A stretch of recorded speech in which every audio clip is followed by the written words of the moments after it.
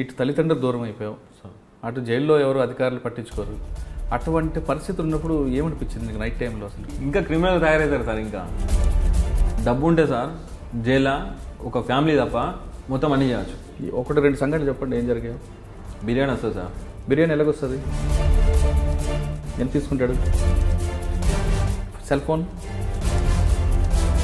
గంజాయి అనేది కామనా సార్? పైననే అది జైలు బోర్డు ఉంటుంది సార్, లోపల మొత్తం రెస్టారెంటే సార్. అది ఇక్కడ డబ్బులు ఉంటే ఏదైనా చేయొచ్చు. ఏదైనా చేయొచ్చు. ఒక అమ్మాయి పంపించి ఆ అమ్మాయి కూడా చేసుకోవచ్చు. మనం పానం బాగాలేదని చెప్పని డాక్టర్తో లోపల సెట్టింగ్ చేసుకుంటే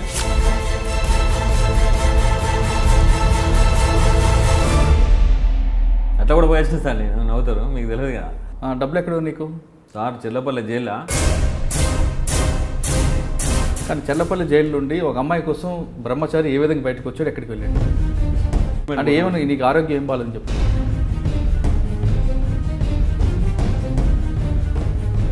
చెప్పిన తర్వాత ఉన్న విషయం చెప్తా. ఇన్ని రోజులు అవుతాను సార్, నాకు ఇది అవుతుంది అంటే సరే ఇష్టం, కానీ మమ్మల్ని బాధనం చేయకు. గాంధీ హాస్పిటల్లో వ్యభిచారం జరగదు కదా? 3 సంవత్సరాలు 8 నెలలు సార్ నేను ఫోన్ స్విచ్ ఆఫ్ చేయలేదు సార్. మీరు నమ్ముతారా? నేను జైలు ఉన్నా అంటే ఎవరు నమ్మపోయాను. వెంకటేశ్వర రెడ్డి సార్ వచ్చిండు, మనం లంగలమో దొంగలమో సార్. ఒక ఆఫీసర్ మనల్ని పిలిచి నీ బాధ ఏంటి, నీ పరిస్థితి అని చెప్పి మాట్లాడాడు. చెడునికి మనం చెడు పని చేసినా మంచిగా, కానీ మంచోడికి మనం మగదోనం చేయొద్దని చెప్పని ఫోన్ తీసేసిన సార్ నేను. వరంగల్ జైల్లో మహారాష్ట్ర వరకు ఏ గ్యాంగ్ అంటే ఏం చేసేవారు మీరు అందరు గ్యాంగ్ అంతా కలిపి? డ్రైవర్గా వాళ్ళు ఎంబడి పోయేది. వాళ్ళు ఏం చేసినా ఏమో మాకు తెలియదు. పలాని కాడు ఉండమంటే ఉండాలి, వాళ్ళు అయిపోయిన తర్వాత మళ్ళీ తీసుకురావాలి సార్. అట్లా పోయినా వాళ్ళు ఏం చేసేవారు? మీకు కార్లో కూర్చోబెట్టి అంటే ఎలా దొరికారు మరి? అతను చెల్లె వాళ్ళ ఫ్రెండు మందు తాగిన తర్వాత నన్ను వాడిని రమ్మని చెప్పిందంట. వీడు పోయిండు. ఆ టైంలో ఆమె బయట పడుకునేది, వాళ్ళ అమ్మ బయట పడుకునేది. ఇప్పుడు పిల్ల రమ్మన్న పిల్ల లోపల పడుకునేది. తర్వాత ఇక్కడ సిటీలో ఒక మర్డర్ చేశాను. మర్డర్ ఎందుకు? ల్యాండ్ వేరేట్ ఉంది, మ్యాటర్ వేరేట్ అయినది. నేను మాట్లాడడానికి పోయినా, నా పేరు తెలుసు, కానీ ఆ క్యాండిడేట్ నేనని తెలియదు వాళ్ళకి. నా ఏరియాకి వచ్చి నువ్వు నాతో మాట్లాడుతాను కదా.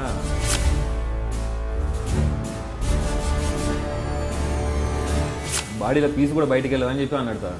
అంటే చిటిక గారా నోడుతో వీళ్ళు అని చెప్పి వేపని తీసుకుని కొట్టేది. అంటే పోకరి సినిమాలో లాగా.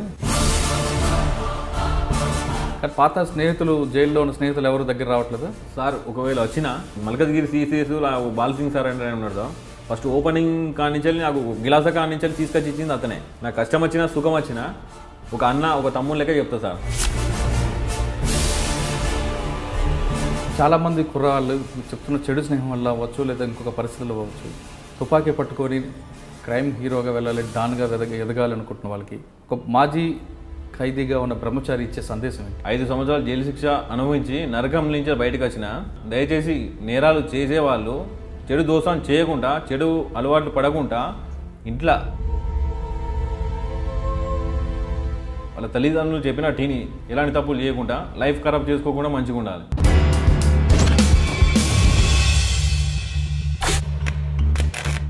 Welcome to crime confession. పుట్టిన ప్రతి వ్యక్తి నేరస్తుడు కాడు. నేరం చేసిన ప్రతి వ్యక్తి క్రైమ్ కుటుంబం నుంచి రాడు. పరిస్థితుల ప్రభావంతోనో, చెడు స్నేహంతోనో నేరం చేసి జైలుకు వెళ్ళి అక్కడ మారి బయటకు వచ్చిన వాళ్ళని పరిచయం చేసే ఈ కార్యక్రమంలో ఈ వారం మన గెస్ట్ బ్రహ్మచారి. బ్రహ్మచారి ఏ క్రైమ్ చేసి జైలుకి వెళ్ళారు, ఎన్ని నేరాలు చేశారు, జైల్లో ఉన్న తర్వాత అతనిలో మార్పు తీసుకొచ్చిన వ్యక్తి ఎవరు, జైల్లో ఉన్నప్పుడు అతని కుటుంబం ఎలాంటి కష్టాలు పడింది, జైలు నుంచి బయటకు వచ్చి అతను ఇప్పుడు ఎలాంటి జీవితం కొనసాగుతున్నారు, ఇప్పుడు ఈ జీవనంలో ఎలాంటి ఇబ్బందులు ఉన్నాయా లేదా ప్రశాంతంగా కొనసాగుతున్నాడా అనే విషయాల్ని బ్రహ్మచారి అంటే తెలుసుకుందాం. బ్రహ్మచారి నమస్తే అండి. బ్రహ్మచారి, నేను ఎప్పుడో ఉప్పల్ పోలీస్ స్టేషన్ దగ్గర చాయ్ దుకాణం ఓపెనింగ్ అప్పుడు నేను చూశాను. అసలు మీది ఏ ఊరు, ఎందుకు చెర్లపల్లి జైల్లో దాదాపు 15 సంవత్సరాలు ఉండాల్సి వచ్చింది, ఎలాంటి క్రైమ్ 5 సంవత్సరాలు ఉండాల్సి వచ్చింది, ఎలాంటి క్రైమ్ చేసావు అనే విషయాన్ని ఒకసారి చెప్పు. అది వరంగల్ కాజీపేట దర్గా సార్. అది వరంగల్ కాజీపేట దర్గా. మా నాన్న సింగర్ అని జాబ్ చేసేవాడు బెల్లంపల్లి.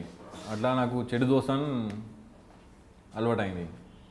ఫస్ట్ స్టార్టింగ్ ఒక తప్పు చేసిన, ఆ తప్పు సమర్థించుకోవడానికి ఇంకో తప్పు చేసిన, అట్లా మొత్తం 32 కేసులు అయినాయి. ఈ అందులోనే నా లవ్ మ్యారేజ్. ఈ బెయిల్ మీద నేను బయటికి రాను, నా బ్లడ్ రిలేషన్ మొత్తం దూరం అయిపోయింది, ఎవరు నా దగ్గర రాలేదు. అంటే ఫస్ట్ చేసిన తప్పు ఏంటి?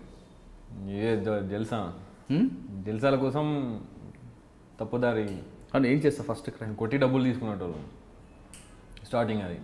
ఆ ఒక కేసులో జైలుకి వచ్చి ఒక కేసులో బెయిల్ తీసిండు. ఫస్ట్ తప్పు కాబట్టి బెయిల్ తీసిండు. రెండో తప్పు ఏం చేసినా నేను లవ్ మ్యారేజ్ చేసుకున్నా, ఇంట్లో ఇష్టం లేదు. ఈ ఫస్ట్ తప్పు అయిపోయింది, సెకండ్ తప్పు అయిపోయింది కానీ ఇంట్లో వాళ్ళు వదిలేసిండు. నా దగ్గర ఒక వెహికల్ ఉండే, నేను డ్రైవర్గా పోయినా. నేను అట్లా 13 కేసులు అయినాయి నా మీద. అంటే వాళ్ళు ఎంబడి పోయినా, తిన్నా, తాగినా. అప్పుడు అన్నీ ఎంజాయ్లు ఉండే నాకు. 13 కేసులు పెట్టాను. ఇక్కడ వరంగల్ డిస్టిక్, కరీంనగర్ డిస్టిక్, బెల్లంపల్లి, మహారాష్ట్ర, ఇవన్నీ కేసులు 13 కేసులు పెట్టాను. నాకు నిద్ర పడతలేదు. నా దగ్గరికి వచ్చి చూసేటోళ్ళు ఇవ్వలేరు. నాకు స్మోకింగ్ అలవాటు ఉండే. టెన్షన్ ఎప్పుడు చూసినా పారిపోవాలని ఉండే. అట్లా ఒకసారి పారిపోయినా. ఆ జైలు ఆ టైంలో ఈ నక్సలైట్కి సంబంధించిన ఆయనే ప్రతిఘటనకు వెపన్ సప్లై చేసేవాడు. ఆ కేసులో అతను అరెస్ట్ అయి ఉండే. అట్లా మా ఇద్దరికి పరిచయం ఏర్పడ్డది. బయట పోయిన తర్వాత కలుద్దామని చెప్పని. అంటే మేము జర్లపల్లి జైలుకి రాకముందు అప్పుడు వరంగల్లో ఉండే. వరంగల్ జైల్లో మహారాష్ట్ర వరకు ఏ గ్యాంగ్ అంటే ఏం చేసేవారు మీరు అందరు గ్యాంగ్ అంతా కలిపి? నేను పోయి బయట ఉండే సార్ డ్రైవర్గా. ఏ బండి మీది? మా కాలేజ్ ఉండే. ఓకే. డ్రైవర్గా వాళ్ళు ఎంబడి పోయేది. వాళ్ళు ఏం చేసినా ఏమో మాకు తెలియదు. పలాని కాడు ఉండమంటే ఉండాలి, వాళ్ళు అయిపోయిన తర్వాత మళ్ళీ తీసుకురావాలి సార్. అట్లా పోయినా. కాకపోతే నాకు కూడా సరే డబ్బులు ఇచ్చేది. వాళ్ళు ఏం చేద్దామని నేను అడగలేదు, వాళ్ళు నాకు చెప్పలేదు. అట్లా 13 కేసులు పెట్టిండు. అంటే 13 కేసులు ఎక్కడెక్కడ తీసుకొచ్చారు? వరంగల్ సార్, కరీంనగర్, ఆదిలాబాద్ డిస్టిక్, మహారాష్ట్ర, చంద్రపూర్, ఈ 13 కేసులు అయినా. అంటే వాళ్ళు ఏం చేసేవారు? మీకు కార్లో కూర్చోబెట్టి ఇంట్లో పోయి వాళ్ళని బెదిరించి డబ్బులు అవి తీసుకుని వచ్చేది సార్. అట్లా జరిగింది. అప్పుడు ఒకసారి కాకుండా 2 సార్లు 3 సార్లు ఎప్పుడు కూడా మీకు చెప్పలేదు ఏం చేస్తున్నాం వాళ్ళు? తెలియదు. అంటే రెగ్యులర్గా పోయేది మేము. అంటే గ్యాప్ ఇచ్చి పెట్టుకుంటే ఇవాళ ఒక కాడికి పోయినాం కదా, మళ్ళీ నెక్స్ట్ మళ్ళీ పొద్దున్నే మళ్ళీ వేరే కాడికి పోయేది. జైలుకి వచ్చిన తర్వాత అంటే వాళ్ళు దొంగతనం చేసిన తర్వాత, దోపిడీ చేసిన తర్వాత నువ్వు దోపిడీలో ఉండేవాడు కాదు? నీ బయట ఉండేది. వాళ్ళు చేసి పట్టుకొస్తున్నప్పుడు ఎక్కడిదేని అడగలేదు ఎప్పుడు? వాళ్ళకి ఏం చెప్పపోయేది సార్. వాళ్ళు డ్రైవర్గానే వాళ్ళు ఎంబడి పోయేది. వాళ్ళు తిన్నప్పుడు నాకు తినిపించేది, వాళ్ళు అయినప్పుడు నాకు తాగిపించేది. నిజమేనా? డబ్బులు ఇచ్చేది. అప్పటిదాకా నాకు జైలు అంటే ఏంటో తెలియదు నాకు. అంటే ఎలా దొరికారు మరి? ఒక అమ్మాయి విషయంలో దొరికినాం సార్. ఎలాగా? లవ్ కేసులో దొరికినాం అన్నాడు. ఏ విధంగా? ఈ వేరే ఫ్రెండ్ వాళ్ళ చెల్లె, వేరే మా టీములనే, అతని చెల్లె వాళ్ళ ఫ్రెండు మందు తాగిన తర్వాత నన్ను వాడిని రమ్మని చెప్పిందంట. వీడు పోయిండు. ఆ టైంలో ఆమె బయట పడుకునేది, వాళ్ళ అమ్మ బయట పడుకునేది. పోయి రమ్మన్న పిల్ల లోపల పడుకున్నది. పోయి అమ్మని లేపినాడు. దానికోసం గొడవ అయింది. గొడవ దునకంగా ఇంటి పక్క వాళ్ళు చూసి పలానైనా అని చెప్పి అంటే అట్లా గొడవ అయింది. వాళ్ళ మీద కంప్లైంట్ ఇచ్చి పోలీసుని తీసుకువెళ్ళాను. ఎవరిని? మనతో అనేటోని. అంటే మా టీంలో ఒక వ్యక్తి తీసుకొని పోయిన తర్వాత పొద్దున వస్తా అని చెప్పని పేపర్ రాపించుకొని వచ్చిండు. ఇటు పొద్దున పోకుండా ఎస్కేప్ అయినా దగ్గరికి వచ్చింది అన్నాడు. వీడు ఎవరితో తిరుగుతాడో వాడిని తీసుకుపోయి, అమాయకుని తీసుకుపోయి పోలీస్ స్టేషన్లో పెట్టిండు. పెట్టిన తర్వాత సార్ వాళ్ళ ఎంబడి టీం ఉన్నది సార్, ఈ ఎస్ఐ ఏమో అమ్మాయి కోసం అడిగితే వాళ్ళ ఎంబడి టీం ఉన్నది సార్, వాళ్ళ దగ్గర వెపన్స్ ఉన్నాయని చెప్పని ఈ ఉన్న విషయం మొత్తం బయటికి వెళ్ళింది. ఎవరు అమ్మాయి చెప్పిందో? అమ్మాయి కదా. ఇప్పుడు ఎవరైతే క్రిమినల్ ఉన్నాడో ఎస్కేప్ వాడు దొరకకపోతే వాని ఎంబడి ఉన్న ఒక అమ్మాయి కూడా ఉంటాడు. ఎప్పుడైనా సిగరెట్ తాగడానికి, చాయ్ తాగడానికి పోతాడన్నాడు. వీనికే తెలిసి ఉంటుంది అడ్రస్ అని చెప్పని పోలీసు వాళ్ళు తీసుకొని కూర్చోబెట్టిండు. కూర్చోటి చెప్పరు ఆడ ఎక్కడ ఉంటాడు ఏం కదా అంటే, సార్ పలానా ఉంటారు సార్, వాళ్ళ ఇటు ఉన్నాయి సార్, వాళ్ళ దగ్గర కారు ఉంది, వెపన్స్ ఉన్నాయని చెప్పని ఈ స్టోరీ మొత్తం చెప్పాడు. చెప్పి వాడు వారిపోయిన తర్వాత అట్లాంటి ఒక్కొక్కరిని మొత్తం క్యాచ్ చేసి కేసులు పెట్టిండు. అంటే 18 కేసులు అయిన తర్వాత దొరికారు? 13 కేసులు సార్. 13 కేసులు అయిన తర్వాత దొరికారు. వెపన్స్ ఎక్కడి నుంచి వచ్చాయి? వాళ్ళు అప్పుడు నాకేం సంబంధం లేదు సార్. వెపన్ కోసం తెలియదు, నాకేం కోసం తెలియదు. పట్టుకొని కూడా పట్టుకోలేదు నేను. ఫస్ట్ టైం జైలుకి వచ్చిన తర్వాత ఫస్ట్ టైం ఇంటరాక్షన్ ఏ విధంగా చేశారు? వాళ్ళకే చేసింది సార్. నన్నేమలే రోజు కూడా ఇంటికి పంపించేది. అప్పుడు 10 రోజులు ఉంచుకున్నారు, రోజు కూడా ఇంటికి పంపించేది. కానీ తర్వాత మాత్రం రిమాండ్ చేశారు? రిమాండ్ చేశాను. జైల్లో ఎలాగుంది? వరంగల్ జైల్లో ఫస్ట్ టైం వెళ్ళా సార్. ఏమనిపించింది అప్పుడు? ఏమో అది బతికి వేస్ట్ అనిపించింది సార్. అంటే అమ్మా నాన్న అప్పుడు ఏం బాధపడలేదా? రాలేదు వాళ్ళు. ఇక నాకు మళ్ళీ వాళ్ళు నా దగ్గర రాలేదు. 10 రోజులు ఉన్నా సార్. వేసుకోవడానికి బట్టలు కూడా లేకుండే సార్. అప్పుడు ఇక పారిపోదామని చెప్పని అనుకున్నాను నేను. అప్పుడే ఆ ముఖేష్ శర్మ అనేటైనా పరిచయం అయింది నాకు. ఎవరు? ముఖేష్ శర్మ. ఓకే. ఆయన యూపీ. అదే వెపన్ కేసులో అతను వచ్చిండు. మేము చేసింది ఏం లేదు కానీ పేపర్ స్టేట్మెంట్ పెద్దగా వచ్చింది సార్ మొత్తం. అయితే అందరు పిలిచి నన్ను అడిగేది, అట్లా ఎట్లా చేసిండు, ఏంటి, ఎట్లా వచ్చిందని చెప్పి అడిగేది సార్. చెప్పి నా తలకాయ ఖరాబ్ అయిపోయేది. నా బాధ నాకుంటే వాళ్ళు అడిగేది టార్చర్ అనిపించేది సార్.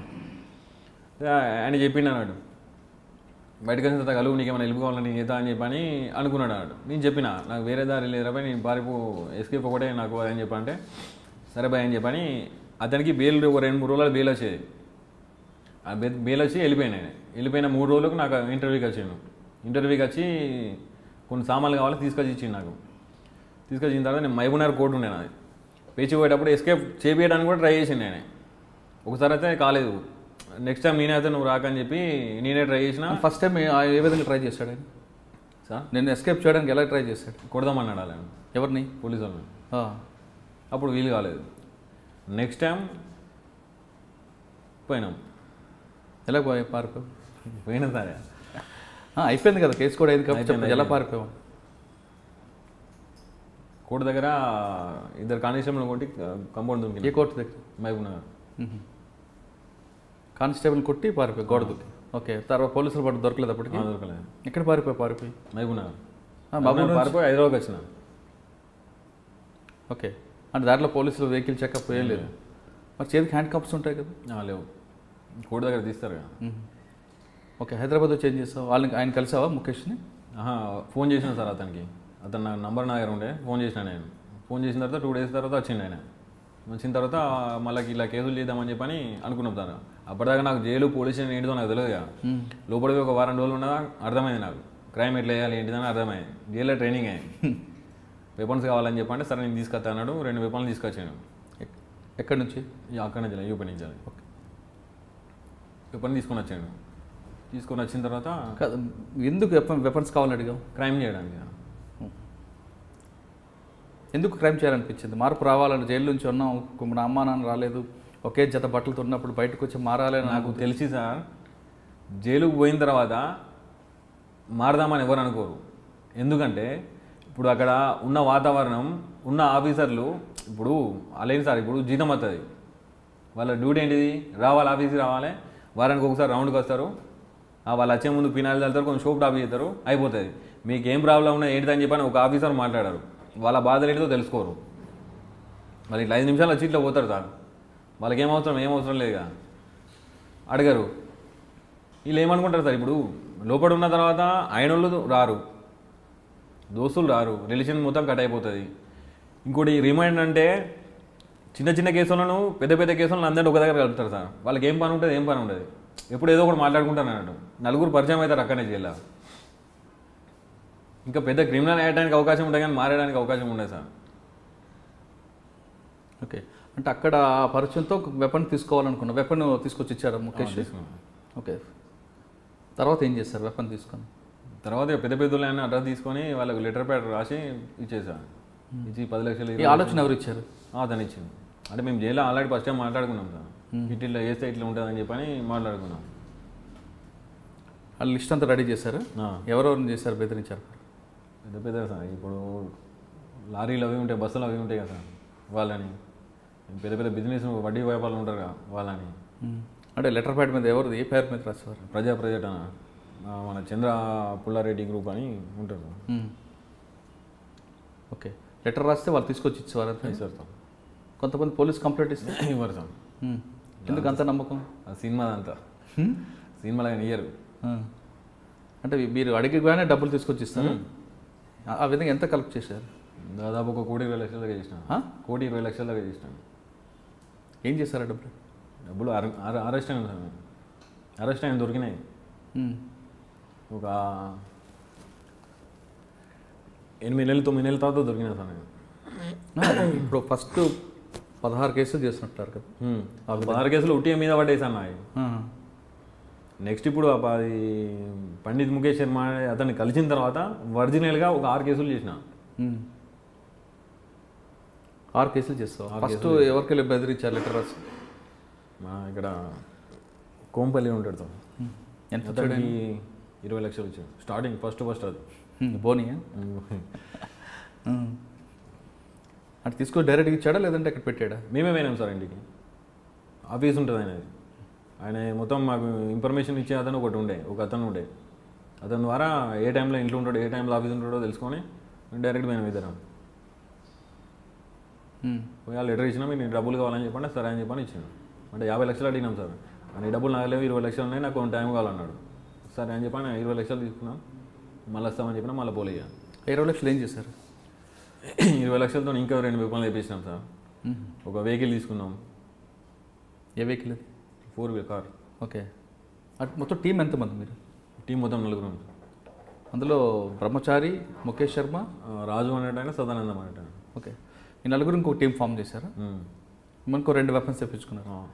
తర్వాత ఎక్కడికి వెళ్ళారు? ఇంకా తర్వాత కర్ణాటక. ఎందుకు అంత దూరం? ఎందుకు ఇక్కడ ఉంటే సరిపోరేనా? అక్కడ ఉన్నారని తెలిసి అక్కడ పోయినాను సార్. అక్కడ ఒక 40 లక్షలు తీసుకున్నాను. తర్వాత ఇక్కడ సిటీలో ఒక మర్డర్ చేశాను. మర్డర్ ఎందుకు? అంటే ఒక ల్యాండ్ విషయంలో మాట పెరిగింది అన్నట్టు. ఏ పోలీస్ స్టేషన్లో? అయితున్నారు. ఎవరిని మర్డర్ చేశారు? ఆ ల్యాండ్కి సంబంధించిన అతను. అంటే ల్యాండ్ వేరేట్ ఉంది, మ్యాటర్ వేరేట్ అనేది. నేను మాట్లాడడానికి పోయినా, నా పేరు తెలుసు కానీ ఆ క్యాండిడేట్ నేనని తెలియదు వాళ్ళకి. ఒకసారి 2 సార్లు మాట్లాడిపిస్తే సరే అన్నాడు. కొన్ని డబ్బులు కూడా ఇప్పించిన సార్, 50,000 కూడా ఇప్పించిన సైడ్కి అమ్మని చెప్పని. సరే చూద్దామని అన్నాడు. పోయి చెప్పిన, ఆయనకు చెప్పే తీరు చెప్పిన.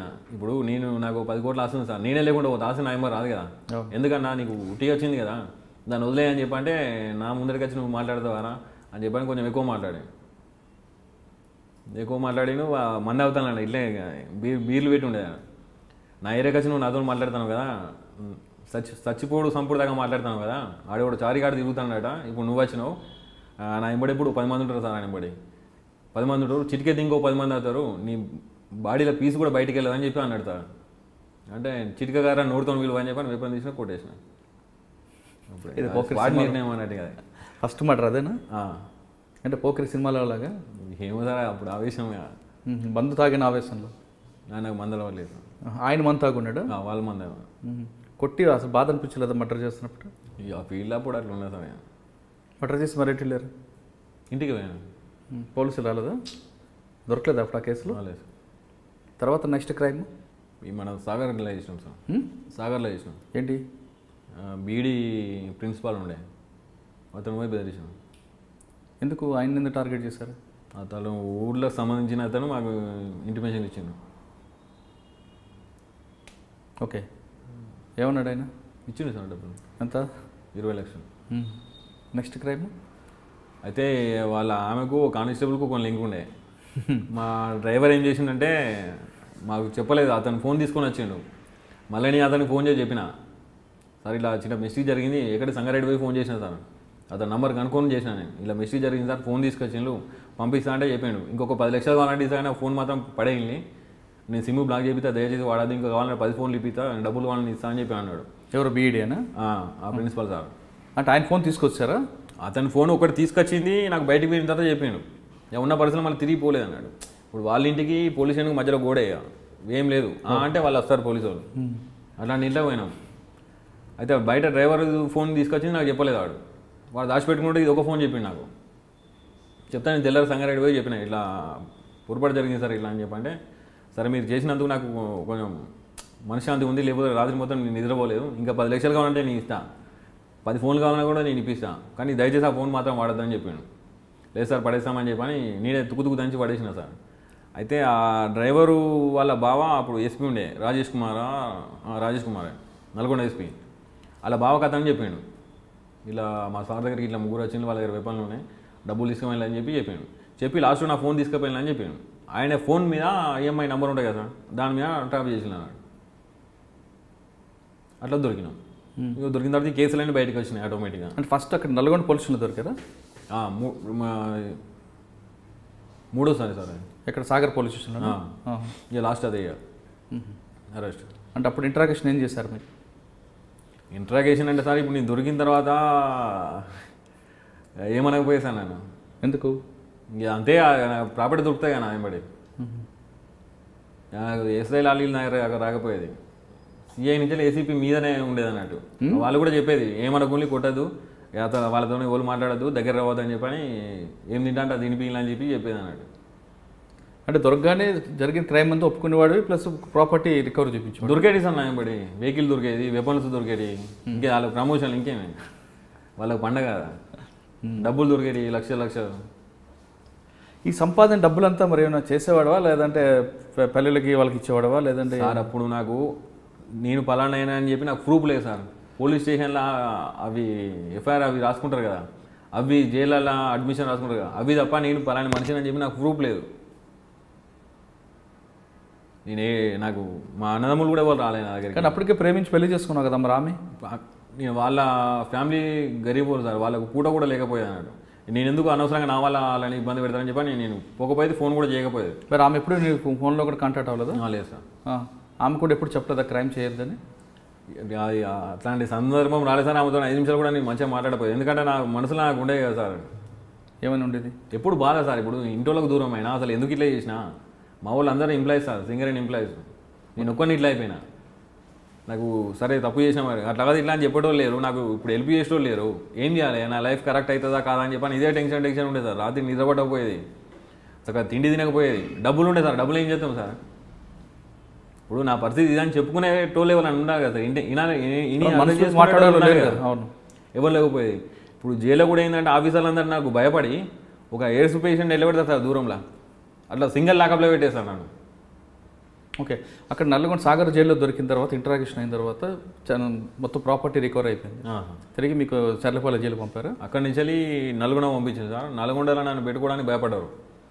అక్కడి నుంచి చెంచగూడ పంపించారు. చెంచలగూడ కూడా నా కోసం మొత్తం తెలిసి అక్కడ కూడా పెట్టుకోవడానికి భయపడ్డారు. అక్కడి నుంచి మన ఇక్కడ పంపించారు, చెల్లపల్లి పంపించారు. ఎన్ని సంవత్సరాలు ఉన్నారు జైల్లో? 5 సంవత్సరాలు ఉన్నా సార్. ఓకే, శిక్ష పడింది అంటే 100 రాళ్ళు ఉన్నా శిక్ష పడగానే 100 రాలేదు సార్. అంటే మొత్తం అన్ని కేసుల్లోనే ఇప్పుడు చెప్పిన అన్ని కేసుల్లో మొత్తం కేసు మర్డర్ కేసు సహా కొన్ని కేసులు కన్విక్షన్ వచ్చి అన్ని ఎక్విటెడ్ అయిపోయింది. అయిపోయినాయి, మొత్తం అయిపోయినాయి సార్. రిమాండ్ పీరియడ్ అక్కడికి సెటప్ అయిపోయింది. జైల్లో ఉన్నప్పుడు పరిస్థితి ఏ విధంగా ఉంటుంది చారి? ఇప్పుడు చెప్పినా కదా సార్, నాకు 16-17 సంవత్సరాలు అప్పుడు సార్ ఒంటలు పోతామంటే భయం అయ్యేది సార్. మా అమ్మ లేపోయి అమ్మ ఒంటలు వద్దామని చెప్పని పోయేసేది సార్. అలా పోయిన తర్వాత నాకు గుండె బండ్ అయిపోయింది సార్. ఎందుకంటే అందరూ కష్ట సుఖాలని మాట్లాడుకుంటారు సార్. మా ఇంట్లో అట్లా అయింది, వీళ్ళ ఇంట్లో ఇట్లా అయింది, పోలీసు వాళ్ళు ఇట్లా చేసిండ్రు, మా ఇంటికి వచ్చి ఇట్లా చేసిండ్రు అని చెప్పని ఒక్కొక్కరు ఒక్కొక్క బాధ ఉంటుంది సార్. అంటే ఏం తెలియని తీసుకుపోయి అలా ట్రైనింగ్ ఇచ్చి బయటికి పంపిస్తారు అన్నాడు. అది అంటే జైలు అనేవి ట్రైనింగ్ కాలేజీలు అంటావు సార్. అయితే నిజానికి నేను బయటికి వచ్చిన తర్వాత మ్యాక్సిమం నేనంటే అందరికీ నా పేరు అందరికీ తెలుసు సార్. ఆ క్యాండిడేట్ నేనని తక్కువ మందికి తెలుసు. బయటకు వచ్చిన తర్వాత ఏంది ఒక 2 మర్డర్లు 3 మర్డర్లు చేద్దామనుకున్నాను. ఎవరైనా సిటీలో పెద్ద పేరు పోసిన రౌడీ షీటర్ ఉంటారు కదా సార్, వాళ్ళను మర్డర్ చేసి నేనంటే అందరికీ తెలవాలి, 3 రోజులు బతికి చచ్చిపోయినా మంచిదే అని చెప్పి అనుకున్నాను. అనుకునే టైంలో మన ఈ వెంకటేశ్వర రెడ్డి సార్ వచ్చిండు. నేను అచ్చుడచ్చుడితోనే నన్ను పిలిచి చారి నీకోసం ఒక్కొక్కరు అట్లా ఇట్లా అని చెప్పి అంటే ఎట్లుంటాడో ఇంకా అని చెప్పి అనుకున్నాను. నువ్వు చూస్తే సింపుల్గా ఉన్నావు, వాళ్ళు చెప్పేదానికి నీకు అసలు సంబంధం లేదు అని చెప్పని అన్నాడు. అంటే ఆ విషయం మనం వెళ్ళలేక ముందు కొన్ని కేసులు బలవంతంగా పెట్టారని చెప్తున్నాను ఇందాక, నీకు సంబంధం లేకుండా కూడా. లేదు సార్, పెట్టలేదు. అంటే మీరు చేసిన కేసులే పెట్టారు. మరి ముఖేష్ శర్మ అప్పుడు ఎక్కడ ఉన్నారు? అప్పుడు ఆయన కూడా దొరికారా? దొరికింది సార్. ఆయన ఏమంటారు? ఎవరు ఆయన ఇప్పుడు ఎక్కడున్నారు? ఆయన బయటికి వెళ్ళిపోయాడు సార్. అంటే నేను బయటికి వెళ్ళే ఒక 2 ఏళ్ళు 3 ఏళ్ళు ముందు ఇదే విషయం సార్తో చెప్పిన సార్. ఇట్లా మన వెంకటేశ్వర సార్తో చెప్పిన సార్, నేను బయటికి పోయిన తర్వాత మళ్ళీ నన్ను పోలీసు వాళ్ళు వాడెక్కడ ఉన్నాడు, నీ కేసు ఒకటి వీడి ఎక్కడ అని చెప్పి ఇబ్బంది పెడతారేమో అని చెప్పిన సార్. అతను ఇంకో 2 ఏళ్ళు 3 ఏళ్ళు అయితే రిలీజ్ అవుతాడు. ఆ సారు వాళ్ళతో మాట్లాడాడు. కానీ సాధారణంగా కొన్ని కేసులు కొన్ని చేయని కేసులు కూడా పోలీసులు పెడుతుంటారని ఒక ఆరోపణ ఉంది. అది నాకు తెలియదు సార్, అది అబద్ధం. అది అట్లయితే పెట్టరు, నాకు పెట్టలేదు. ఇప్పుడు బ్యాడ్ సర్కిల్తో చెడు ఫ్రెండ్స్ స్నేహం చేయడం వల్ల ఫస్ట్ క్రైమ్ చేశాను, తర్వాత కంటిన్యూ అయిపోయిందని మేము చెప్తున్నాం సార్. ఇటు తల్లిదండ్రులు దూరం అయిపోయావు సార్, అటు జైల్లో ఎవరు అధికారులు పట్టించుకోరు. అటువంటి పరిస్థితులు ఉన్నప్పుడు ఏమనిపించింది నీకు నైట్ టైంలో? అసలు ఏం చేసాం సార్, ఇంకా క్రిమినల్ తయారవుతారు సార్. ఇంకా ఇప్పుడు డబ్బు ఉంటే సార్ జైల్లో ఒక ఫ్యామిలీ తప్ప మొత్తం అన్నీ చేయవచ్చు. అంటే ఇప్పుడు ఈ వెంకటేశ్వర రెడ్డి సార్, ఇంకో శోభన్ బాబు సార్ జైలర్ ఉన్నారు సార్, వీళ్ళు లేకముందు డబ్బు ఉంటే జైల్లో అన్నీ చేయవచ్చు. 1-2 సంఘటనలు చెప్పండి, ఏం జరిగాయి? బిర్యానీ వస్తుంది సార్, మందు తాగొచ్చు. బిర్యానీ ఎలాగొస్తుంది? స్టాఫ్ తీసుకొచ్చింది సార్ లోపలికి. ఎంత తీసుకుంటాడు? 500-1000 రూపాయలు తీసుకుంటారు బిర్యానీకి. బిర్యానీ 200 రూపాయలు కదా? బిర్యానీ 200 రూపాయలు. 100 రూపాయలు వస్తుంది సార్. మందు 1000 రూపాయలు 2000 తీసుకుంటారు. సెల్ ఫోన్ 5000 తీసుకొస్తారు. గంజాయి అనేది కామనా? కామన్. అది సార్ పైననే అది జైలు బోర్డు ఉంటుంది సార్, లోపల మొత్తం రెస్టారెంటే సార్ అది. కానీ లోపల ఆల్రెడీ ప్రతి ఆదివారం నాడు మటన్ ఇస్తారు, బుధవారం నాడు ఎగ్ ఇస్తారు, ఇంకా అవన్నీ ఎందుకు? అవి లేనోనికి సార్, అది లేనోనికి ఒక పూట. ఇప్పుడు రోజు ఉన్నోళ్ళ తింటా అంటే వాళ్ళ ముఖాలు చూస్తారు కదా, ఈ ఒక రోజైనా మీరు తిరుగులు అని చెప్పని ఇస్తారు అట్లా. అంటే జైల్లో భోజనం బాగుంటుందా బాగోదన్నా? అప్పుడైతే బాగాలేకుండే సార్, పట్టించుకోరు సార్ ఎవరు. కానీ చాలామంది ఫ్యాక్షనిస్టులు కూడా నక్సలెట్ ఉండేవారు కదా, వాళ్ళతో ఇబ్బంది ఉంటుందా జైల్లో? ఏం లేదు ఆ సినిమాలో చూపిస్తున్నట్లుగా భోజనాల దగ్గర గొడవలు అవ్వడం అంతలేదు. ఇక్కడ డబ్బులు ఉంటే ఏదైనా చేయొచ్చు, ఏదైనా చేయొచ్చు. ఒక అమ్మాయి తప్పించి ఆ అమ్మాయి కూడా చేసుకోవచ్చు. మనం పానం బాగాలేదని చెప్పని డాక్టర్తో లోపల సెట్టింగ్ చేసుకుంటే ఆయనే బయట హాస్పిటల్లో రాస్తాడు. ఆ చిన్న ఎస్కట్ ఉంటుంది కదా సార్, వాళ్ళకి 5,000 ఇచ్చి ఇది చేస్తే ఆ నర్సులో రూమ్ ఉంటుంది, దానిలో పోయి రావచ్చు. అట్లా కూడా పోయొచ్చు సార్. నేను నవ్వుతారు, మీకు తెలియదు కదా. ఏ విధంగా వెళ్ళావు? అంటే అమ్మాయి కోసం బయటకు వచ్చావా? పోయేది అట్లా. నేను డబ్బులు ఎక్కడ నీకు సార్? చెల్లపల్లి జైల్లో కరెక్ట్ చెక్ అయితే ఒక 30-40 లక్షలు దొరుకుతాయి సార్. ఒక్కరి దగ్గర 100 రూపాయలు, 50 రూపాయలు, 10 రూపాయలు, 20 రూపాయలు కూడా కనబడదు. 500, 1000 రూపాయలే అప్పుడు. కానీ చెల్లపల్లి జైలు నుండి ఒక అమ్మాయి కోసం బ్రహ్మచారి ఏ విధంగా బయటకు వచ్చాడు, ఎక్కడికి వెళ్ళాడు? Hospital sir, treatment. అంటే ఏమన్నా నీకు ఆరోగ్యం ఏం బాగాలని చెప్పు, డాక్టర్తో మాట్లాడితే అయిపోతుంది సార్. డాక్టర్ పెన్ను వాటి రాసిందంటే ఎవరు అబ్జెక్షన్ ఉండే కదా సార్, పంపిస్తారు, ఎస్కార్డ్ ఇచ్చి పంపిస్తారు. ఏ హాస్పిటల్కి వచ్చావు? ఉస్మానియాకి వచ్చినా, గాంధీ పోయినా. గాంధీ హాస్పిటల్లో వ్యభిచారం జరగదు కదా? డబ్బులు లేని వాళ్ళకి సార్, డబ్బులు ఉంటే అన్ని సెట్టింగ్లు జరుగుతాయి సార్. అంటే హాస్పిటల్ పబ్లిక్గా వార్డ్ రూమ్లో ఎలాగ జైలు వార్డు ఉంటుంది కదా? ఇప్పుడు అడ్మిట్ అయితే జైలు వాడు సార్. అడ్మిట్ కాకపోతే మామూలుగా చెకప్ ఇకప్ ఒక అర్ధగంట, గంట సేపు వెయిటింగ్ అంటే మన ఇష్టం. అక్కడ పక్కకు కూర్చోవచ్చు, వాళ్ళు లోపల కూర్చోవచ్చు. ఇప్పుడు ఎవరైనా ఇట్లా మనకు తెలుసా, ఇప్పుడు ఎవరైనా వచ్చి నేను చెప్తా ఇలా పలానా వాళ్ళు సార్ ఫోన్ చేసుకోవాలి, మీకు ఏమంటే చూసుకుంటా అని చెప్పండి, సరే అని చెప్పి ఫోన్ ఇస్తారు. మంచి కూర్చొని మాట్లాడుతుంది. ఎవరైనా చెప్తే అక్కనో చెల్లెనో మరదలో గిరదలో అని చెప్తాను. నేను చెప్పిన తర్వాత ఉన్న విషయం చెప్తా, ఇన్ని రోజులు అవుతాను సార్ నాకు ఇది అవుతుంది అంటే, సరే నీ ఇష్టం కానీ మమ్మల్ని బాధనం చేయకు, మరీ ఇంత చేయకని చెప్పి చెప్తారు. వాళ్ళకి అమౌంట్ ఇచ్చేసా, అయిపోయా. ఇంకేం? కానీ మరి రూమ్ కావాలి కదా? రూమ్ ఎక్కడ ఉంది సార్, ఎందుకు దొరికాయి? అంటే గాంధీ హాస్పిటల్లోనేనా, ఉస్మానియాలోనా? ఆడది ఉన్నాయి, ఈడ ఉన్నాయి. కోర్టు పోయినప్పుడు కూడా చేసిన సార్ నేను. కోర్టు పోతే 5,000 ఇచ్చేది నేను. ఇచ్చేది కారు తీసుకొని వచ్చేది మా వాళ్ళు. అలా ఫోన్ చేసేది, పలానా కోర్టు కాడికి పోతాను రామంటే కారు తీసుకొని వచ్చేది. కోర్టు అయిపోయిన తర్వాత అప్పుడు మన ఇవి ఉండే కదా సార్, ఇప్పుడు వైట్ గ్లాసులు ఉన్నాయి, అప్పుడు ఫిలిం ఉండే కదా, లోపల మంచిగా ఉంటే ఎవరు కనిపించకపోయేది. ఆ కారు పక్కన పెట్టేది కోర్టు గోడకి ఇట్లా. అర్ధగంట, గంట సేపు ఉండేది. వాళ్ళు వచ్చిన తర్వాత బిర్యానీ వాళ్ళకి మంది ఇప్పించేది, 5,000 ఇచ్చేది. అంటే డబ్బులు ఉంటే జైల్లో ఏదైనా చేయొచ్చు, ఏదైనా చేయొచ్చు సార్. లోపల నుంచి మర్డర్లు చేయవచ్చు, ఇంకా కేసులు చేయవచ్చు, ఏమైనా చేయవచ్చు. మర్డర్కి చాలామంది ప్లాన్లు వేస్తుంటారు అంటారు, నిజమే? నిజమే. మీకు తెలిసింది ఎవరైనా జరిగింది అక్కడ? మేము కూడా చేసినాం కదా సార్. ఎవరు ప్లాన్ చేస్తావు జైల్లో ఉండి?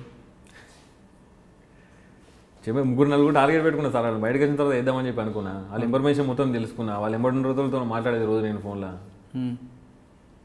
3 సంవత్సరాలు 8 నెలలు సార్ నేను ఫోన్ స్విచ్ ఆఫ్ చేయలేదు సార్. మీరు నమ్ముతారా?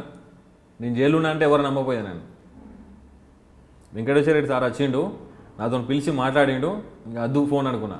ఎందుకంటే మనం లంగలమో దొంగలమో సార్. ఒక ఆఫీసర్ మనల్ని పిలిచి నీ బాధ ఏంటి, నీ పరిస్థితి అని చెప్పి మాట్లాడిండు. మా అమ్మ నేను జైల్లో ఉన్నప్పుడు చనిపోయింది సార్. నాకు కళ్ళకు నీళ్ళు రాలే, నాకు అదృష్టం లేదు, చూసే అదృష్టం లేదు, చనిపోయిందని చెప్పి అనుకున్నా. ఆ సార్ నాతో 5 నిమిషాలు మాట్లాడిన తర్వాత నా కళ్ళ నీళ్ళు వచ్చినాయి. నేను పోయి కూర్చొని నాకు స్మోకింగ్ అలవాటు ఉన్నది. ఒక 4-5 సిగరెట్ల దాకా ఆలోచించిన నేను. వద్దు, చెడునికి మనం చెడు పని చేసినా మంచిగా, కానీ మంచోడికి మనం మగదోనం చేయొద్దని చెప్పని ఫోన్ తీసేసిన సార్ నేను. అంటే నా దగ్గర పెట్టుకోపోయేది. ఇప్పుడు వేరే వాళ్ళ దగ్గర నుంచి ఉంటే ఎప్పుడైనా పోతే అవసరం ఉంటే పోయి మాట్లాడుకొని వచ్చేది, కానీ నేను ఫోన్ మెయింటైన్ చేస్తూ బంద్ చేసిన నేను. అంటే 3 సంవత్సరాలు కంటిన్యూ చెల్లపల్లి 3 సంవత్సరాలు 8 నెలలు సార్ ఫోన్ మాట్లాడుతూనే ఉన్నా. ఫోన్ స్విచ్ ఆఫ్ చేయలేదు సార్ నేను. కానీ మధ్యలో పోలీసులు తనిఖీలు, జైలు వార్డులు తనిఖీలు దొరుకుతుంటాయి కదా సార్. జైల్లో 100 రూపాయలు దొరికితే ఏం తెలియని తీసుకుపోయి కొట్టి సింగల్ వేసి వాళ్ళు ఇంటర్వ్యూకి అడిగేస్తారు. అది జైలు రూల్, అది మాన్యువల్. అది నా జేబులో నేను లోపల నుంచి బయటకు వచ్చేటప్పుడు పైసలు పెట్టుకొని వచ్చేది, బయట నుంచి లోపల పోయేటప్పుడు పైసలు పెట్టుకొని వచ్చేది. నా జేబులో చేయి పెట్టకపోతే నా దగ్గర రాకపోయేది ఎవరు. అంటే 3 సంవత్సరాలు 8 నెలలు ఎంతమందికి పథకం వేసావు అంటే చంపడానికి? 3 మనుషులు ఉండేదా, వాళ్ళను ఈజీ మర్డర్ చేసి నేను ఈ సిటీకి డాన్ ఇద్దామనుకున్నా. అంటే నా ఆలోచన అప్పుడు అట్లా ఉండే, ఈసారి రాకపోతే. అంటే సార్ రాకపోయి ఉంటే ప్లాన్ చేసి సక్సెస్ అయ్యేది. ఓకే. అంటే మీలాగా ఎంతమంది ఇంకా ప్లాన్లు వేసేవారు సెల్ ఫోన్ వాడుతూ? అప్పట్లో పరిటాల రవి మర్డర్ కూడా జరిగింది కదా సార్, మీ జైలు నుంచి జరిగినట్లు? జైలు నుంచి జరిగింది సార్. అది మీకు తెలుసా? తెలుసు, కానీ మాకు అంత పరిచయం లేకుండే సార్. అంటే మీలాంటి గ్యాంగే కదా అది.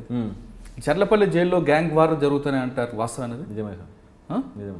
ఎలా జరుగుతుంటాయి, ఎందుకు జరుగుతాయి?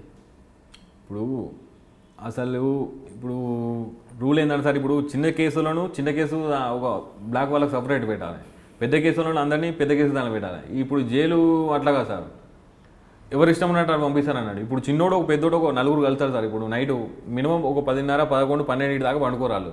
వాళ్ళకి పని ఏముంటుంది సార్, ఏముంటాయి కదా, ఇట్లే ముచ్చాలు పెట్టుకుంటారు. అరే బయట తర్వాత అది చేద్దాం రా, మా ఇంటి సైడ్ ఇది ఉన్నది, మా చుట్టాల దాంట్లో ఇది ఉన్నది అని చెప్పని ఇట్లా మాట్లాడుకొని ఒకళ్ళ నెంబర్ ఒకళ్ళు ఇచ్చుకుంటారు సార్. ఇచ్చుకొని బయట తర్వాత ఆటోమేటిక్గా కలుసుకొని మళ్ళీ వాళ్ళు ఒక టీం అవుతారు. ఈ లంచతనం దొంగతనం చేసిన వాళ్ళు ఎప్పటికీ ఆగది, నాలో లటికి దొరుకుతాం. వాళ్ళు దొరికి మళ్ళీ లోపలికి వచ్చిన తర్వాత వీళ్ళు ముగ్గురు వస్తారు కదా సార్, ఈ ముగ్గురు ఇంకో 10 మంది పరిచయం అవుతారు. అప్పుడు మళ్ళీ డివైడ్ అయిపోతారు అన్నట్టు. మళ్ళీ వాడు పోయి ఇంకో టీం తయారు అవుతాడు, వీడు పోయి ఇంకో టీం తయారు అవుతాడు, వీడు పోయి ఇంకో టైం, అట్లా క్రైమ్ ఎక్కువ జరుగుతుంది. కానీ గ్యాంగ్ వార్స్ ఎందుకు జరుగుతుంటాయి? ఒకరికొకరు కొట్టుకోవడం, చర్లపల్లి జైల్లో ఆ కొట్టుకోవడంలో అడ్డుకున్న వాటర్లపై దాడి చేయడం ఎందుకు జరుగుతుంటాయి? అది ఉట్టిగా సార్, అది కానీ చాలామంది చెప్తుంటారు జైలు వాటర్లపై దాడి అంటుంటారు. కాదు అది పుకార్లు అవి. ఇంతకు ముందు జరిగేది సార్. అది ఎట్లా, గంజాయి తాగే అలవాటు ఉన్నోనికి ఆయనకి గంజాయి లేకపోతే ఆడు మెంటల్ అయిపోతాడు సార్. ఆడు ఒకసారి ఇప్పుడు గంజాయి రావాలంటే డబ్బులు ఉన్నోడు ఆటోమేటిక్గా వచ్చేస్తుంది, అది మెయిన్ గేట్ల నుంచి వచ్చేస్తుంది. డబ్బులు లేనివానికి దొంగసాటున రావాలి. అది ఒక టైంలో రాలేదనుకో ఆడు మెంటల్ అయిపోతాడు ఆటోమేటిక్గా. హాస్పిటల్లో మత్తు ట్యాబ్లెట్లు కావాలి, ఇది లేకపోతే అది లేకపోతే మెంటల్ అయిపోతాడు, కోసుకుంటారు. అప్పుడు ఆడు ఏం చేస్తాడో మనకు అర్థం కాదు. అట్లాంటి చిన్నగా అయితే కానీ పెద్దగా ఈ పేపర్లలో వచ్చి టీవీలో వచ్చినట్టు అయితే కాదు సార్. కానీ నక్సలైట్లతో తర్వాత ఐఎస్ఐ తీవ్రవాదులు వాళ్ళు కూడా ఉండేవారు కదా, వాళ్ళతో అయినా ఎక్కువగా ఘర్షణ వాదం వచ్చి ఉండేదా? ఏం లేదు సార్. వాళ్ళు ఎలుగుంటారు అసలు, ఎవరి జాగ్రత్త వాళ్ళు ఉంటారు సార్. అసలు వాళ్ళకి వీళ్ళకి సంబంధం ఉండదు. చర్లపల్లి జైల్లో 5 సంవత్సరాలు ఉన్న బ్రహ్మచారి ఏం నేర్చుకున్నాడు? మరొకసారి క్రైమ్ చేయాలని నేర్చుకున్నాడా, లేదా మారాలని నేర్చుకున్నాడు? మళ్ళీ పెద్ద క్రైమ్ చేద్దాం అనుకున్నా సార్. ఈ మన వెంకటేశ్వర రెడ్డి సార్ వచ్చిన తర్వాత పిలిచి నాతో మాట్లాడింది సార్. అప్పటి నుంచి కొంచెం నా దీనిగా తగ్గించుకున్నాను నేను. ఆ లైఫ్ అది కరెక్ట్ కాదు. మనం కూడా 10 మందితో కలిసి ఉండాలి. మనకంటూ ఒక మంచితనం పేరు, ఇంతకుముందు ఏదో మంచిదో చెడో చేసాం అయిపోయింది, ఇక నుంచి అయినా మంచి జీవితం మనం గడపాలని చెప్పని అనుకున్నా సార్. ఆ సార్ కూడా నాకు మస్తు హెల్ప్ చేసిండు. అంటే నాకు మీరు పూర్తిగా మారాను అని చెప్తున్నావు బ్రహ్మచారి సార్, కానీ క్రైమ్ చేసేటప్పుడు ఒక్కసారి కూడా బాధపడలేదా? ఒక వ్యక్తిని డబ్బులు వసూలు చేస్తున్నప్పుడు కానీ, మర్డర్ చేస్తున్నప్పుడు కానీ, అలాంటి ఆలోచన వాళ్ళు మనలాంటి మనుషులే అని అలాంటి ఆలోచన రాలేదు సార్ నాకు. అంటే తాగినప్పుడు క్రైమ్ చేస్తావా, నువ్వు తాగకుండా? మందలు పడలేదు నాకు, సిగరెట్ ఒకటే తాగుతాను. అంటే సిగరెట్ తాగానే ఫెరిష్ అవుతావా? సరే, వెంకటేశ్వర రెడ్డి గారు అని ఒక అధికారం రావడం నీలో మార్పు తీసుకొచ్చారని చెప్తున్నాం. బయటకు వచ్చిన తర్వాత సొసైటీ నీకు ఏ విధంగా చూసింది? అంటే ఒక పాత క్రిమినల్గా చూసిందా, మారిన మనిషిగా నిన్ను చూసారా? మామూలుగా నేను చూసాను సార్. అంటే బస్తీలో కానీ, ఊర్లో కానీ, ఫ్రెండ్స్లో కానీ, బంధువులో కానీ? నేను ఉండేది అక్కడ సార్. దాదాపు ఈ క్రైమ్ ఫీల్డ్ వచ్చి ఒక 15 సంవత్సరాలు అవుతుంది. జైల్లో ఒక 5 సంవత్సరాలు ఉన్నాయి. 20 సంవత్సరాల నుంచి సార్ నన్ను చచ్చిపోయాలని చెప్పి అనుకున్నాడు. ఇప్పుడు దోస్తాను అనేది నాకేం లేదు సార్. అప్పుడు ఒక క్రిమినల్ను నేను ఎట్లా పోయేదో ఎట్లా వచ్చేది నాకే తెలుసు. నా ఎంబడి నా నీడొచ్చినా కూడా అప్పుడు నమ్మే పరిస్థితి లేదు. అయితే ఇప్పుడు ఈ సూపరింటెండెంట్ సార్ ద్వారా కమిషనర్ సార్ దగ్గర పోయినా సార్. పోయిన తర్వాత crime DCP sir Naveen Kumar సార్కు చెప్పిండు, ఇతరికి ఏమైనా షాప్ పెట్టి ఇది చేయాలి అని చెప్పిండు సార్. ఓపెనింగ్ రోజు పేపర్లో వచ్చింది సార్. ఆ పేపర్ కటింగ్తో మా అన్న వాళ్ళ కొడుకుంటాడు సార్ మహబూబ్ నగర్లో, మన వివో ఫోన్కు అది డిస్ట్రిబ్యూటర్. ఆ పేపర్ కట్ చేసుకొని అడ్రస్ పట్టుకొని చూసుకుంటూ వచ్చింది సార్. వచ్చి పట్టుకొని ఏడ్చిండు. వాడు పోయి మా అన్నలకు అందరికీ చెప్పిండు సార్. చెప్పిన తర్వాత వీళ్ళు నాకు ఫోన్ చేయాలన్నా కూడా మళ్ళీ ఏమైనా అవుతా అని అడిగేటోళ్ళు అన్నట్టు. మళ్ళీ ఈ సార్తో చెప్పిన, నేను సూపరింటెండెంట్ సార్తో చెప్పిన, సార్ ఇట్లా సంగతి అంటే వాళ్ళ నంబర్ నాకు అని చెప్పని నంబర్ తీసుకున్నాడు సార్. వాళ్ళతో మాట్లాడాడు, మీ దగ్గరికి ఎవరైనా వచ్చి ఇబ్బంది పెడితే నా ఫోన్ నెంబర్ వెళ్ళి నేను మాట్లాడతా, మీరు ఒకసారి రాను అని చెప్పని వాళ్ళందరినీ పిలిచింది సార్. ఇదే విషయం మన నవీన్ కుమార్ సార్ కూడా చెప్పిన, సార్ ఇట్లా సంగతి అంటే ఆ సార్ కూడా మాట్లాడింది సార్. మాట్లాడిన తర్వాత వాళ్ళకి కౌన్సిలింగ్ ఇచ్చిండు. ఇప్పుడు వానికి మాకేం సంబంధం లేదు, మేము ఒక ఆఫీసర్ము. వాడు మారినా మా జీతం మాకు వస్తుంది, వాడు మారపోయినా మా జీతం మాకు వస్తుంది. వాడిని నమ్మి వాడికి మంచి దారిలో నడవాలని చెప్పని మాకు అవసరం లేదు. వాడు చెడిపోయినా మాకేం రాదు, మంచిగా మాకేం పెట్టాడు. కాకపోతే మనం మనుషులం. ఈ జైల్లో ఎంతమంది ఎట్లా బాధలు ఉంటారో మాకు తెలుసు. ఒక అవకాశం ఇచ్చినాం. ఇప్పుడు ఇన్ని రోజులు మీ బ్లడ్ రిలేషన్ దూరం అయింది కదా, ఇప్పుడు మీరు దగ్గరికి వస్తే వాడు మళ్ళీ చెడుదాలి అని అర్థమనే ఉద్దేశం ఉన్నా కూడా వద్దు మళ్ళీ అందరూ దూరం అవుతారు, ఇన్ని రోజులు ఇంత నరకం అనిపించిన కదా అని చెప్పని అట్లా మనసు మారుతుంది, మీ దగ్గరికి ఎవరు రారు, మిమ్మల్ని ఎవరు ఇబ్బంది పెట్టరు అని చెప్పండి సార్ సూపరింటెండెంట్ సార్ నంబర్ ఇచ్చిండు, క్రైమ్ డీసీపీ సార్ అది నవీన్ కుమార్ సారు నంబర్ ఇచ్చింది సార్. అప్పటి నుంచి నేను వాళ్ళ ఇంటికి కూడా వాళ్ళ నా ఇంటికి వచ్చుడు అట్లా జరుగుతుంది సార్. తర్వాత కాఫీ ఇప్పుడు చాయ్ దుకాణం పెట్టిన తర్వాత పోలీస్ స్టేషన్ దగ్గర సార్ మీరు చెప్పినట్లు బంధువులందరూ దగ్గర రావడం, మళ్ళీ మీ కుటుంబం ఏర్పడడం, మీ ఫ్యామిలీ అంతా ఉండడం, ఇప్పుడు ఏమనిపిస్తుంది? ఇప్పుడు మంచి హ్యాపీ సార్. అంటే మరొకసారి బ్రహ్మచారి అంటే భయపడుతున్నారా లేదా నేను మరి చారీగానే చూస్తున్నారా? మామూలు సార్. కానీ బ్రహ్మచారి లాంటి వాళ్ళు కొంతమంది మారేమో అనే ముసుగులో మరొకసారి క్రైమ్ చేస్తున్నారని పోలీసులు అంటున్నారు, వాస్తవం? అది సార్ కరెక్ట్ మనిషి అయినోడు అయితే ఈ అవకాశం రాదు సార్. సరే మనని నమ్మి ఒక దారిలో పెట్టిండ్రు, అది తప్పు చేస్తే ఆడు మనిషి కాదు సార్, ఇక బతికి వేస్ట్. ఇక కానీ బ్రహ్మచారి నేరం చేయకపోవచ్చు కానీ మరి కొంతమంది నేరాలు చేస్తూ తిరిగి పోలీసులకు అరెస్ట్ అవ్వడం జరుగుతుంది, సంఘటనలు జరుగుతున్నాయి కదా సార్. ఇప్పుడు అట్లే ఎట్లా అంటే సార్, ఇప్పుడు మొన్న నాకు కూడా జరిగింది సార్. ఇప్పుడు షాపు పెట్టించింది సార్. ఇప్పుడు బ్లాక్లో కొంతమంది మందు తెల్లదాకా అమ్ముతారు, అది తప్పు కాదు, ఎందుకంటే వాళ్ళకి మామూలు వస్తాయి, వాళ్ళ దగ్గర పోయి అడుగుతారు. మీ మామూలు ఏం మా దగ్గరికి వచ్చి అడగారు కదా. ఇప్పుడు నవీన్ కుమార్ సార్ ఇక్కడ క్రైమ్ డీసీపీ ఉన్నప్పుడు 24 hours పర్మిషన్ ఉండేదా, మా దగ్గరికి ఎవరు రాలే. అవసరం కూడా పెట్రోలింగ్ జీప్ నాకు సెక్యూరిటీ ఉండేది, ఏమైనా గొడవలు కాకుండా ఉండేది. ఈ మధ్యలో ఒక ఎలక్షన్లో ఒక 6 నెలలు ఉన్నదనగా 11:30కు బంద్ చేయమన్నారు సార్.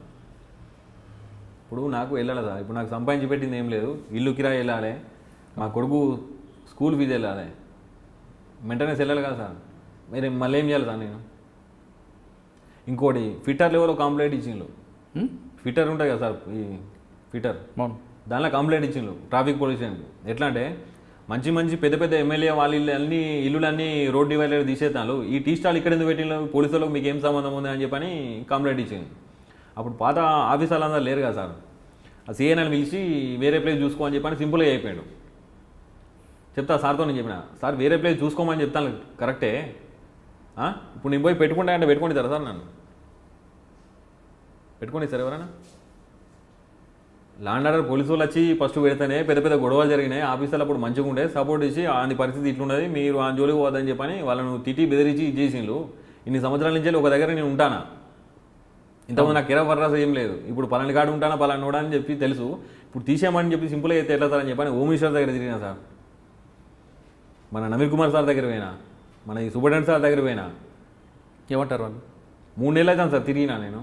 నవీన్ కుమార్ సార్ దగ్గర పోతే సిఐకి ఫోన్ చేసి తిట్టిండు, తిడితే మళ్ళీ సీఐ ఏమన్నాడంటే ఒక 10 రోజులు ఆగు ఇప్పకు, అసలు మళ్ళీ కంప్లైంట్ ఏమవుతుందో చూద్దాం అని చెప్పని అట్లా 15 రోజులు పని చేయించింది సార్ నాకు.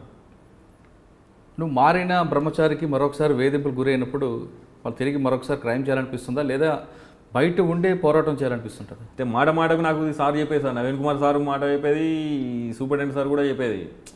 ఇప్పుడు మనము రాంగ్ రూట్లో ఉన్నప్పుడు మనకు అన్నీ అనుకూలంగా ఉంటాయి, కొంచెం మనం సీదా పోతాం కాబట్టి కొన్ని లేనిపోని అన్నీ రోడ్డు మీద పోతాను కుక్కలు మొరుగుతాంటే మొరిగిన కుక్కల కల్లా మనం సమాధానం చెప్పుకుని ఉండాలి, మన టైం సరిపోదు, పట్టించుకోవద్దు, మన టైం బాగాలేనుకొని సపరేట్గా ఉండాలి, ఓపిక పడాలి, ఓపిక పడితే నీకు మంచి రోజులు వస్తాయని చెప్పేసి సార్ అట్లనే ఉండేది. అంటే ఇప్పుడు ఉన్న టీ స్టాల్లో వివాదంలో ఓపిక్గా ఉండి ఒక సమస్య పరిష్కారం చేసుకోవడానికి బ్రహ్మచారి పోరాటం చేస్తారు. ఇంతకుముందు నాకు హెల్ప్ చేసే వాళ్ళు ఎవరు లేకుండా కదా సార్, ఇప్పుడు మా అన్నల ఎంప్లాయీస్ నాకు ఏం ప్రాబ్లం వచ్చినా కూడా 10 లక్షలు కావాలని కూడా ఇప్పుడు ఇస్తారన్నట్టు. కానీ పాత స్నేహితులు, జైల్లో ఉన్న స్నేహితులు ఎవరు దగ్గర రావట్లేదు సార్? ఒకవేళ వచ్చినా నాకు ఈ మల్కజ్గిరి సిసిఎస్ బాల్సింగ్ సార్ అంటే ఉన్నాడు, ఫస్ట్ ఓపెనింగ్ కానించాలి నాకు గిలాస కానించాలి తీసుకొచ్చి ఇచ్చింది అతనే. ఆ క్రైమ్ డీసీపీ సిఏతో చెప్తే సిఐ వీళ్ళకి చెప్పినాడు. నాకు కష్టం వచ్చినా సుఖం వచ్చినా ఒక అన్న ఒక తమ్ముడు లెక్క చెప్తా సార్. ఇప్పుడు ఎవడన్నా జైలు నుంచి రిలీజ్ అయినా కూడా నాకు కలిసినా కూడా సార్ ఇట్లా సంగతి సార్ ఆయనతో మాట్లాడతా సార్ అని చెప్పని. ఎందుకంటే ఇప్పుడు నేను కష్టమో సుఖమో అన్ని సంవత్సరాలు నేను లోపల అనుభవించి వచ్చిన సార్, నాకు ఒక దారి దొరికింది, వాడు కూడా చెడిపోవద్దు, వాడికి చెప్పి చూద్దాం సార్ అని చెప్పని ఆ సార్ ద్వారానైనా లేకపోతే నేనైనా ఆ సార్తో చెప్పి అతను మాట్లాడి ఇది చేశాను సార్.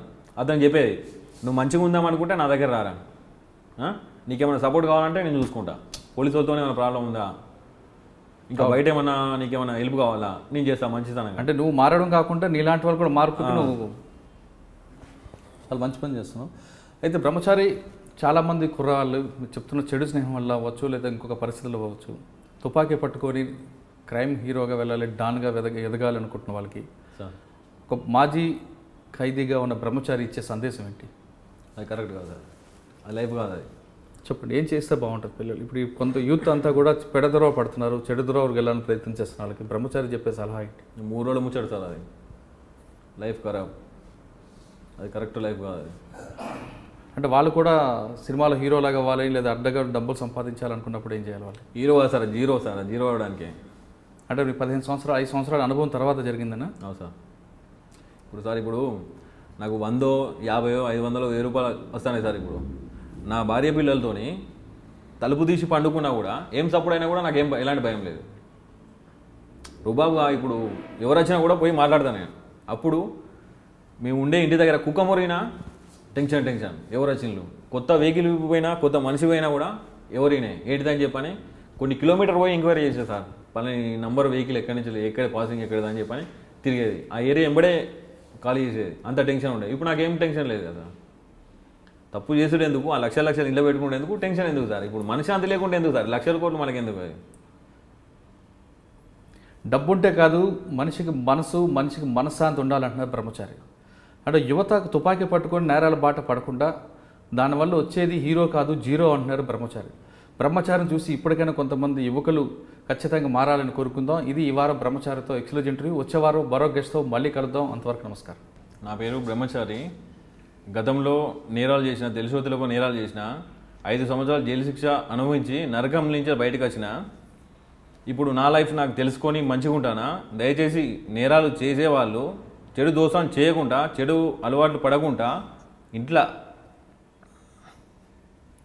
వాళ్ళ తల్లిదండ్రులు చెప్పిన టీని మంచిగా ఉండాలి.